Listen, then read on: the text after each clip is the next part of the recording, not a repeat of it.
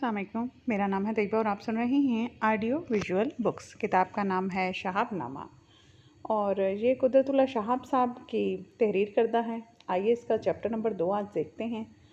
Nanda bus service. Jammu में जब plague के केस रोज़ बरोज़ बढ़ते ही गए तो घर वालों ने फैसला किया कि बच्चों को मौत के मुंह से महफूज रखने के लिए कुछ अरसे के लिए श्रीनगर भेज दिया जाए। श्रीनगर के लिए हम नंदा बस सर्विस की लारी में सवार हुए। उसके अंदर और बाहर चारों तरफ मोटे मोटे हरूफ में काली और सुर्ख स्याही में नंदा हाउस बजाजी सस्ती के इश्तिहार थे। नंदा हाउस जम्मू शहर में कपड़े की सबसे बड़ी और कुशादा दुकान थी। इसमें 8-10 करिंदे हर वक्त काम में मसरूफ़ रहते थे, लेकिन दुकान के मालिक नंदा साहब खुद भी बनफ़्से नफीस सुबह से शाम तक बड़े नमाक से काम किया करते थे। वो बड़े फरबा तनो तोश के बेहद लहीम और शहीम आदमी थे और अपना वज़न काबू में रखने के लिए हर रोज़ अली सुबह बाकायदगी से वर्जिश किया करते थे। चुनाचे वो सड़क पर 1-2 फरलांग लश्टम चहलकदमी किया करते थे, जिस तरह बादबानी जहाज़ सतह आब पर हिचकोले खाता है और फिर लकड़ी की 2-2.5 फीट ऊंची चौकी पर खड़े होकर बरसरे आम 10-12 छलांगे लगाया करते थे। हिफ्ज़ान सेहत के इन तकाज़ों को पूरा करके नंदा साहब अपने दुकान के फर्श पर टांगे पिसार कर गाँव तकिया करके सहारे बैठ जाते थे और गाहक छोटा हो या बड़ा, अमीर हो या गरीब, हज़ारों के माल का ख़रीदार हो या 2-3 गज़ मलमल का तलबगार, नंदा साहब सबके साथ यकसा इखलाक, इनामाक और खंदा पेशानी से पेश आते थे। उनके करिंदे गाहकों के सामने कपड़ों के थानों पर थान खोल कर ढेर लगाते जाते थे और छोटे से छोटा गाहक भी वहाँ से इज्जत नफ्स का ऐसा एहसास लेकर उठता था कि फिर उम्र भर उसके लिए किसी और दुकान का मुंह देखना दुश्वार हो जाता था। यूँ भी थान में से कपड़ा फाड़ते वक्त नंदा साहब 1-2 उंगल कपड़ा गाहक के हिस्से में बढ़ा देते थे और कीमत के मोल में तोल में कुछ ऐसा हंसमुख रवैया इख्तियार करते थे गोया उनका असली मकसद मुनाफा कमाना नहीं बल्कि ख़रीदार का दिल खुश करना है। कारोबार की इस खुशकारी के साथ साथ नंदा साहब को इश्तिहारबाजी के फ़न पर भी यद तोला हासिल था। शहर और गांव के दरो दीवार हों या जंगल में दरख्तों के तने, दूर दराज वीरानों में पथरीली चट्टानें हों या आबादियों में बिजली के खंभे, हर जगह कोने कोने और गोशे गोशे में नंदा हाउस बजाजी सस्ती का कुतबा मोटे मोटे हरूफ में निगाहों का ताक़ुब करता था। देखते ही देखते नंदा साहब के कारोबार को 4 चांद लग गए। बजाजी की दुकान तो दिन दुगनी रात चुगनी तरक्की कर रही थी। अब उन्होंने लाहौर से जम्मू और जम्मू से श्रीनगर तक एक मुनज़्ज़म बस और टैक्सी सर्विस भी शुरू कर दी। साथ ही जम्मू में पहला सिनेमा हॉल और चलाने का सहरा भी उनके ही सर रहा। महाराजा हरी सिंह की खुशामद में उन्होंने उसका नाम हरी टॉकीज़ रख दिया। चापलूसी और खुशामद के फ़न में भी नंदा साहब बड़े अहले कमाल थे। आम ख़रीदारों से लेकर वालियान रियासत की खुशनुदी हासिल करना तो उनके बाएं हाथ का खेल था, लेकिन दाएं हाथ से वो अपने भगवान को राज़ी रखने के लिए भी बड़े जतन किया करते थे। उनकी फ़याज़ी और दाद होश के अजीबो किस्से मशहूर थे। ये बात ज़बान ज़दे ख़ासों आम थी कि शाम को दुकान बढ़ाकर वो बहुत से हिंदू बेवाओं और यतीमों मोहताजों के यहाँ बजाते खुद जाते थे और एक मखसूस रकम का गुप्त दान उनमें तकसीम करने के बाद अपने घर में पाँव रखते थे। गर्मी हो या जाड़ा, बारिश हो या आंधी, कारोबार में नफ़ा हो या नुकसान, खुफिया और ख़ामोश खैरात के इस तसलसल में नागा न पड़ता था। जिस पाबंदी से नंदा साहब माया धर्म का पालन करते थे, इसी तरह वो हिंदू जाति की सियासी बरतरी कायम रखने के लिए भी खुफिया तौर पर मुस्तकिल जद्दोजहद करते रहते थे।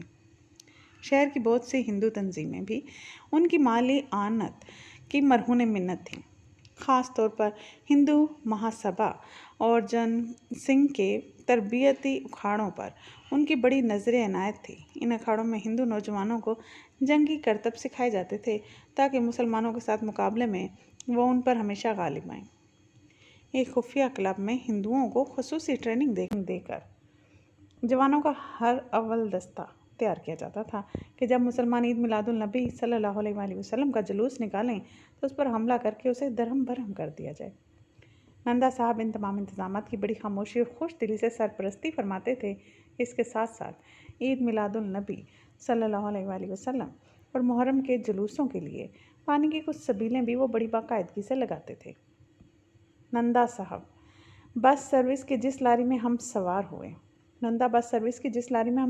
उसमें 15 के करीब और मुसाफिर भी थे। एक प्रिंस ऑफ वेल्स कॉलेज का कश्मीरी पंडित ऑफिस प्रोफेसर था जो अपने पिंडतानी के साथ मौसम गर्मा की तातीलात गुजारने श्रीनगर जा रहा था। इस शिद्दत की गर्मी में पिंडतानी ने अभी तक से ऊनी फर्न पहन रखा था और सर से पांव तक पश्मीने की गर्म चादर ओढ़ी हुई थी। इसके एक हाथ में पानी की गड़वी थी और दूसरे हाथ में एक कांगड़ी थी। कांगड़ी निस्फ के करीब राख से भरी हुई थी ताकि पेच दर पेच पहाड़ी सड़क के मोड़ों पर जब पिंडतानी का जी मतलाए तो वो बेतकल्फी से उसमें कह कर दी जाए। ड्राइवर के साथ फ्रंट सीट पर एक उधेड़ उम्र की गोरी चिट्टी भारी भरकम औरत चिनार के दरख्त की तरह फैली हुई थी जिस पर खज़ां के मौसम में पतझड़ का अमल तेज़ रफ्तार से शुरू हो चुका था। उसका आदमी उसके ऐन पीछे वाली सीट पर विराजमान था। उसने गैबर्डीन के बर्जिस और बंद गले का चुस्त कोट पहना हुआ था। सर पर स्लेटी रंग की तिरछी फ्लैट हैट थी जिस पर मोर के कई पर अवेजा थे। आंखों पर मोटे मोटे शीशों की स्याह ऐनक थी। कंधे से ब्राउन चर्मी थैला लटक रहा था जिसमें कैमरा, दूरबीन, टॉफ़ियाँ और शराब की एक लंबी सी बोतल थी। वक्तन फ़क्तन वो इस बोतल से चुस्की लगाकर थैले से कैमरा, दूरबीन और टॉफ़ियाँ बरामद करता था और अपने पहलू में बैठी हुई एक छरेरी सी खूबसूरत पारसी लड़की को खिलौनों की तरह दिखाता था।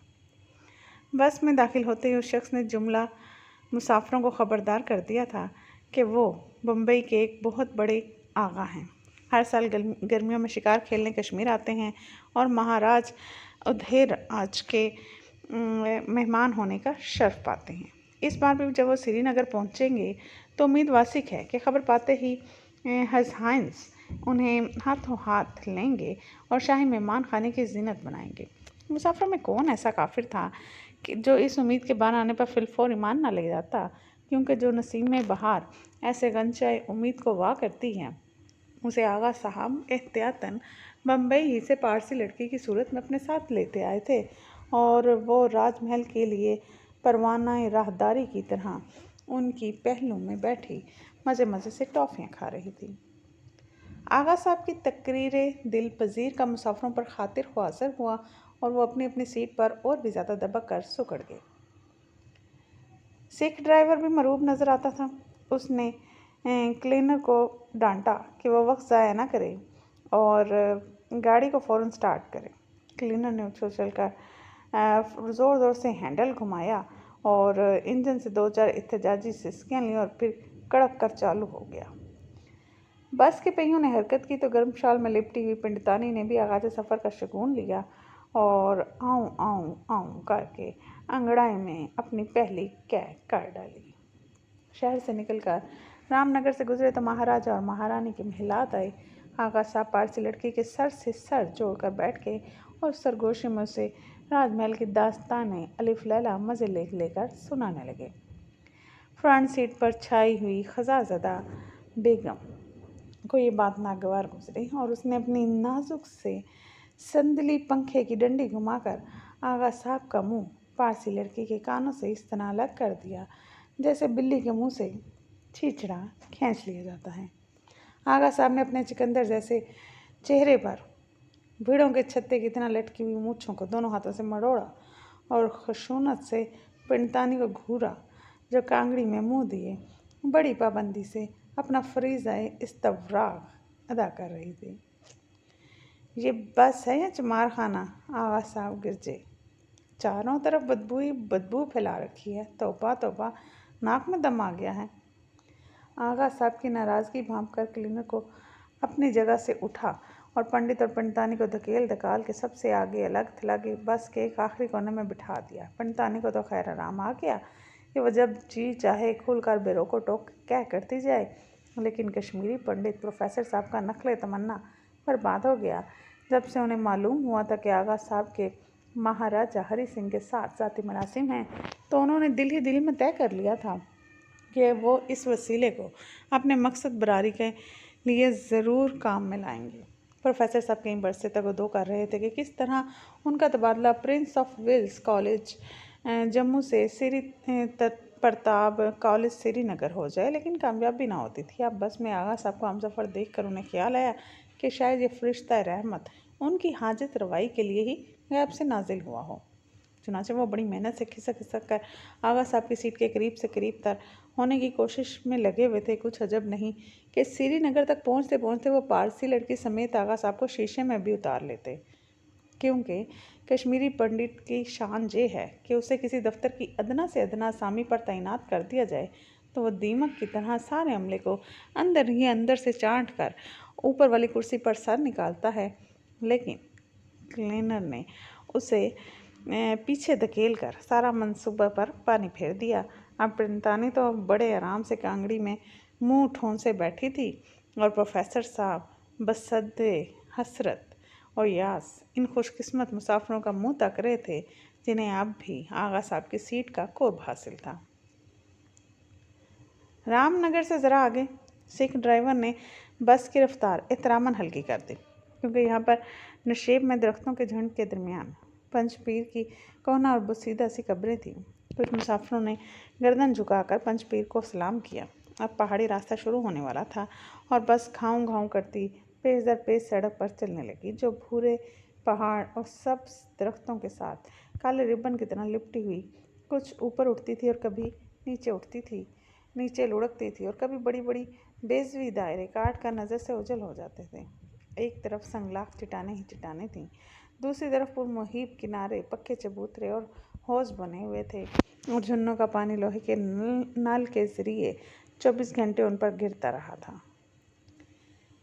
ہندو ڈوگرے ان نلوں کے دھار کے نیچے کھڑے ہو کر نہاتے بھی تھے، کپڑے بھی دھوتے تھے، پانی بھی پیتے تھے۔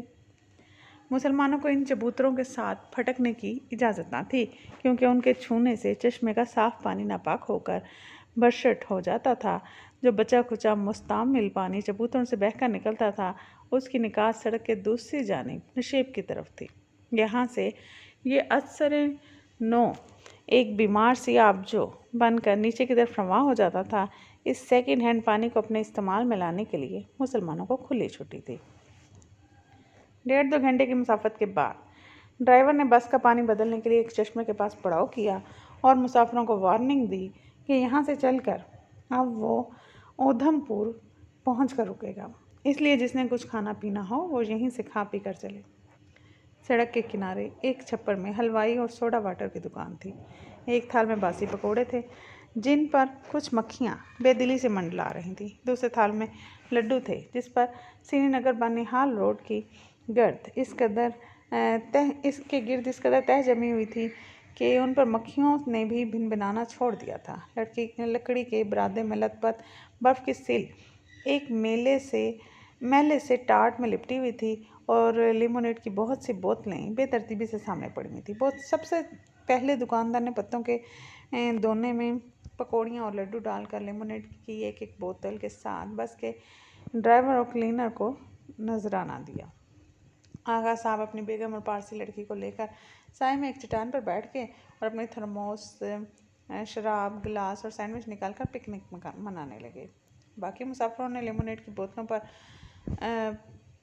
یورش کیا۔ دکاندار نے 4 لڈو اور کچھ پکوڑے ڈال کر بہت سے دونے تیار کر رکھے تھے۔ جو مسافر لیمونیڈ طلب کرتا اسے مٹھائی کا 1-2 دانہ بھی زبردستی خریدنا پڑتا تھا۔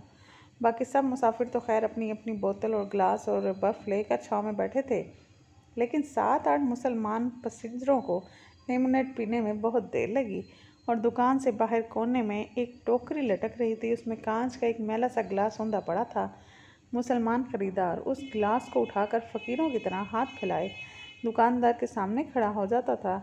دکان والا دور ہی دور سے اس میں برف کی ڈلی چھناک سے پھینکتا تھا اور پھر بوتل کھول کر 1.5 فٹ کی بلندی سے گلاس میں لیمونیڈ انڈیل دیتا تھا۔ کچھ جھاگ خریدار کے ہاتھ پر پڑتی تھی، کچھ چینٹے اس کے کپڑوں پر اڑتے تھے اور 2-3 گھونٹ بوتل میں بچ رہتے تھے جسے منہ لگا کر اور ڈکار مار کر حلوائی خود ہضم کر لیتا تھا۔ लेमोनेड पी कर हर मुसलमान अपना गिलास धोकर दूसरे खरीदार के लिए बाहर वाली टोकरी में लटका देता था। बस का ड्राइवर ज़ोर ज़ोर से हॉर्न बजाकर जल्दी मचा रहा था। क्लीनर भी बेसब्री से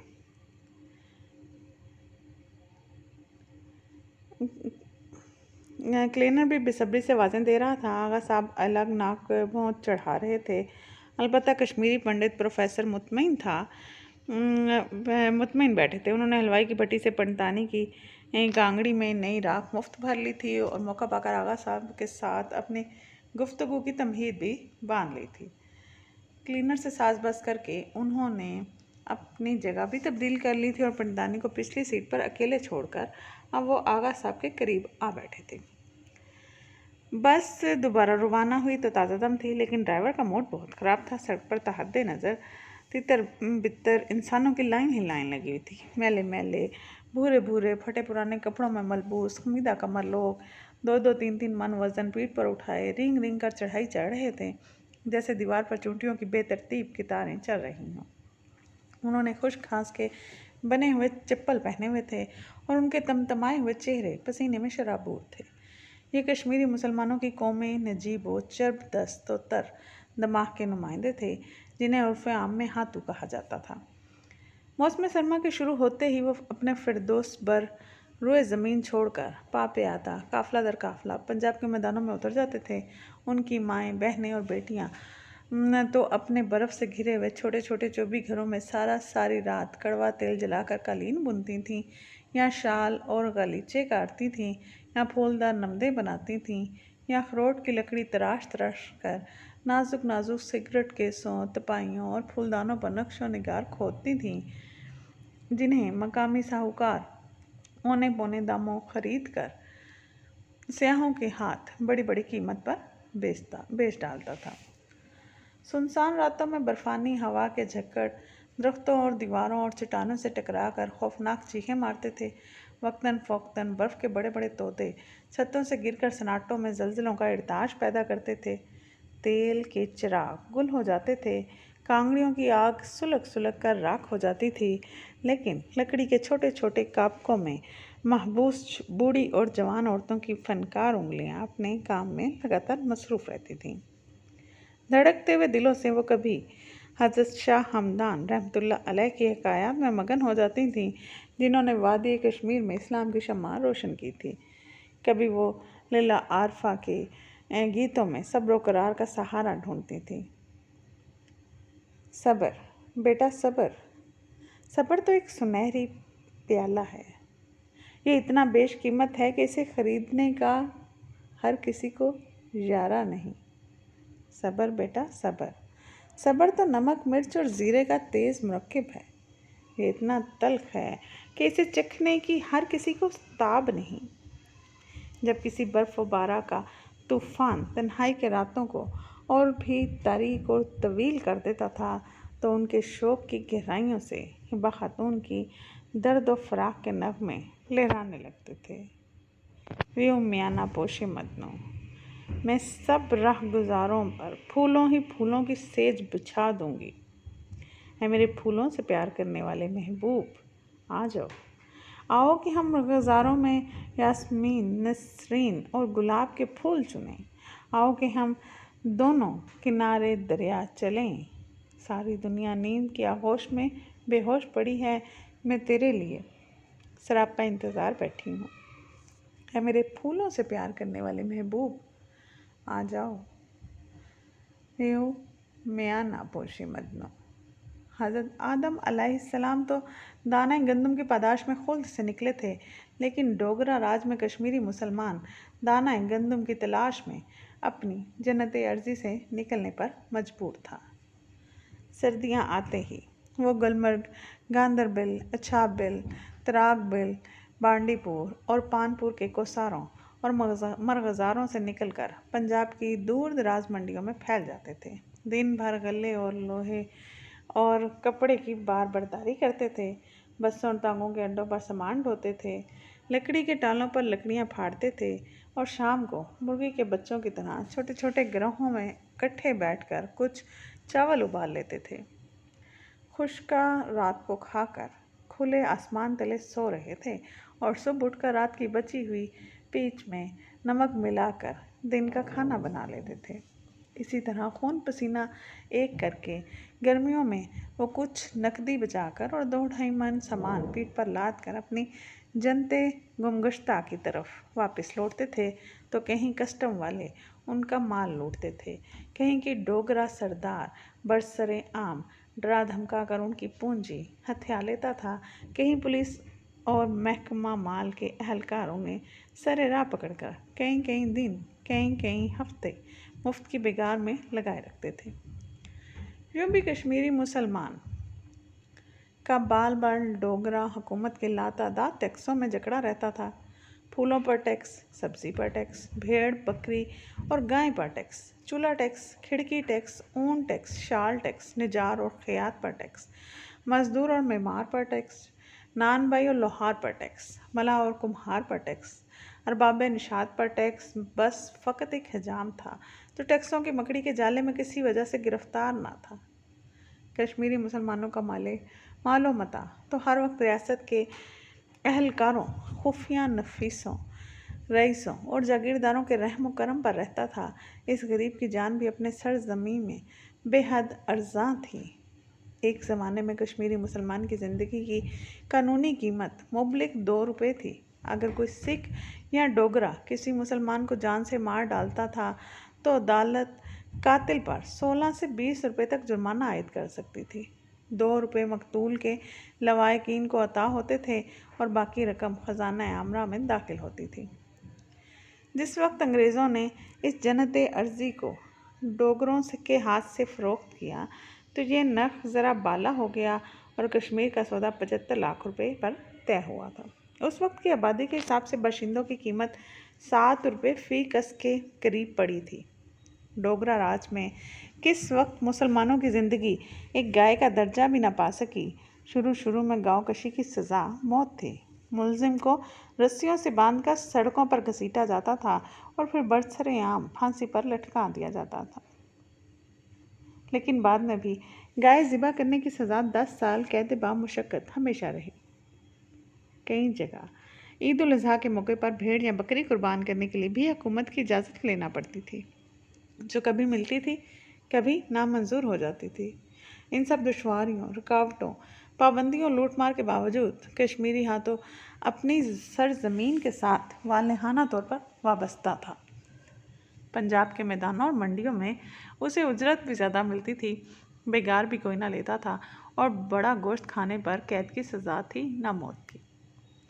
لیکن گرمیاں آتے ہی وہ رسے تڑا کر بھاگ اڑتا تھا اور اپنا مال و متاع گمگشتہ مال و متاع پیٹھ پر لاد کر پا پیادہ گشاں اپنی دور افتادہ وادیوں کی راہ لیتا تھا۔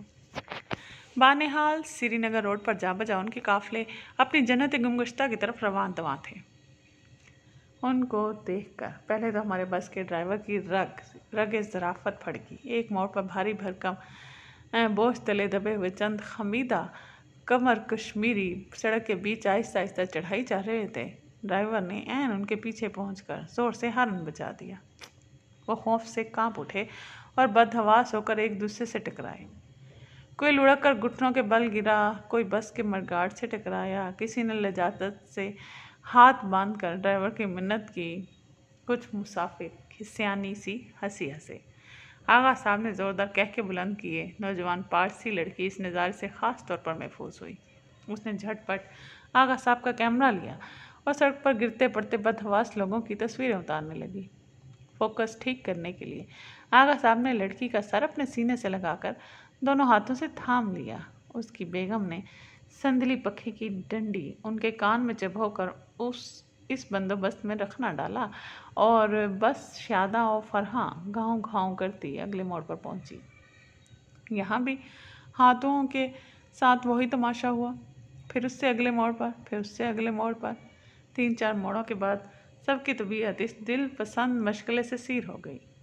اب اگر کوئی کشمیری سڑک کے درمیان نظر آتا تو ڈرائیور کا مزاج کا پارا چڑھ جاتا اور وہ سیاہ چشمان کشمیر کی آل اولاد کو کہیں پشت تک بڑی غلیظ گالیاں دیتا۔ کلینر بھی اس ایک موٹا سا سوٹا لے کر بس کے دروازے میں کھڑا ہو گیا تھا، اسے گھما گھما کر راستہ صاف کرنے میں مصروف ہو گیا۔ اپنے بوجھ کے تلے دبے ہوئے بیچارے کشمیری بے بسی سے پریشان ہو کر سڑک پر ادھر ادھر بھاگتے تھے اور پہاڑی ڈھلوانوں پر سایہ دار درختوں کے نیچے پکے چبوتروں پر بیٹھے ہوئے ڈوگروں کے لیے بڑی ضیافت طبع کا سامان فراہم کرتے تھے۔ لامبے لامبے کرتوں اور چوڑی دار پاجاموں میں ملبوس بڑی بڑی مونچھوں والے ڈوگرے ریاست میں شاہی اولاد کا درجہ رکھتے تھے۔ ان کے پاس وسیع جنگلات ہوں یا 1-2 ایکڑ اراضی،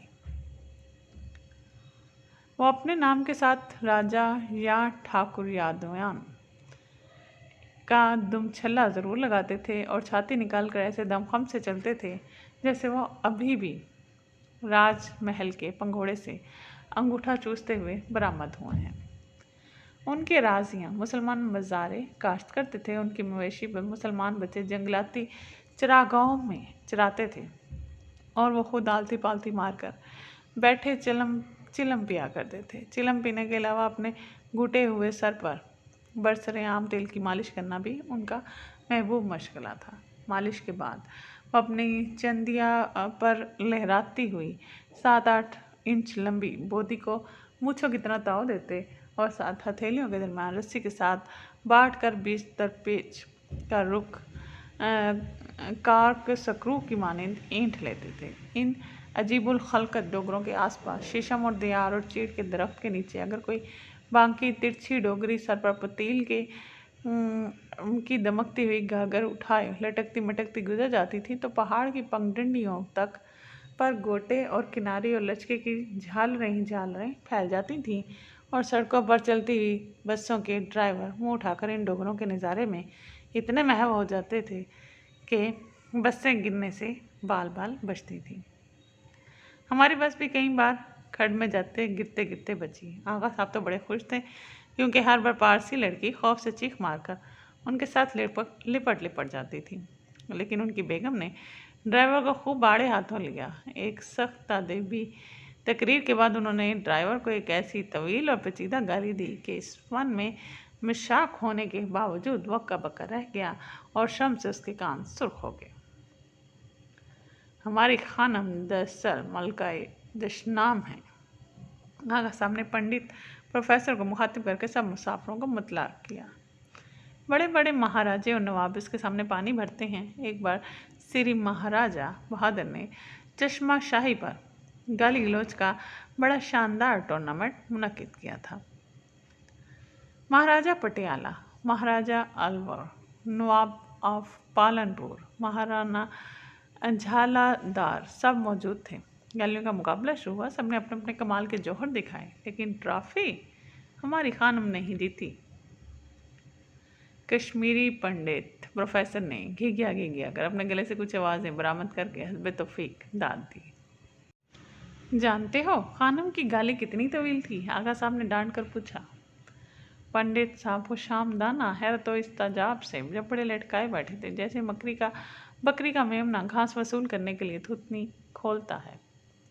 خانم کی گالی 1.5 منٹ دراز تھی، پوری 1.5 منٹ۔ پنڈت جی ایک بار پھر تازہ ہوکے کی طرح گڑ گڑائے اور آغا صاحب کی خوشنودی حاصل کرنے کے لیے فن دشنام کے ترازی کے حق میں ایک عالمانہ تقریر جھاڑنے کے لیے پر تولنے لگے، لیکن ڈرائیور نے انہیں مہلت نہ دی۔ ادھم پور آ گیا اور بس لاریوں کے اڈے پر جا رکی۔ ادھم پور کے اڈے پر بڑی ریل پل تھی۔ بس رکتے ہی پولیس کے کچھ سپاہیوں نے اسے گھیرے میں لے لیا اور یہ خوشخبری سنائی کہ سری نگر میں ہیضے کی وبا پھوٹی ہوئی ہے، اس لیے اناکولیشن سرٹیفکیٹ حاصل کیے بغیر کوئی شخص آگے سفر نہیں کر سکتا۔ ادھم پور کی فرش ناسی میونسپلٹی نے اناکولیشن کا بندوبست بھی اڈے پر ہی کر رکھا تھا اور ایک کھلی جگہ ایک چھولداری نصب تھی جس کے باہر بورڈ پر جلی حروف میں یہ تحریر تھا: خوش آمدید، جی آیاں ہیضے کا ٹیکہ یہاں مفت لگوائیے، از طرف خادم سیاح میونسپل کمیٹی ادھم پور۔ اندر ٹیکہ لگانے کا کوئی سامان نہ تھا، البتہ ایک بابو بہت سے خالی فارم اور ہیلتھ آفیسر کے لیے مہر کے لیے ضرور بیٹھا ہوا تھا۔ ہر مسافر سے وہ 3 روپے نذرانہ وصول کرتا، فارم پر کرتا اور ان پر مہر لگا کر ان کے حوالے کرتا تھا۔ باہر 1 روپیہ پولیس والا لیتا تھا۔ 8 آنے کلینر مانگ ہوتا تھا اور اس طرح 4:30 میں وبائی ہیضہ کا انسداد کرنے کے بعد مسافر کو بس میں دوبارہ داخلہ نصیب ہوتا تھا۔ ہم اس عادت سے محروم رہے کیونکہ ہم تو پلیگ سے بچنے کے لیے جموں سے نکلے تھے، ایسے میں وبا مبتلا ہونے کے لیے سری نگر نہیں جا رہے تھے، اس لیے ہم بس سے اتر گئے اور اگلے روز ایک دوسری لاری سے جموں واپس آ گئے۔ سننے کا بہت شکریہ۔ اگلی نشست میں اگلا چیپٹر۔ Stay tuned. کتابیں سنتے رہیے اور اپنے علم میں اضافہ کرتے رہیے۔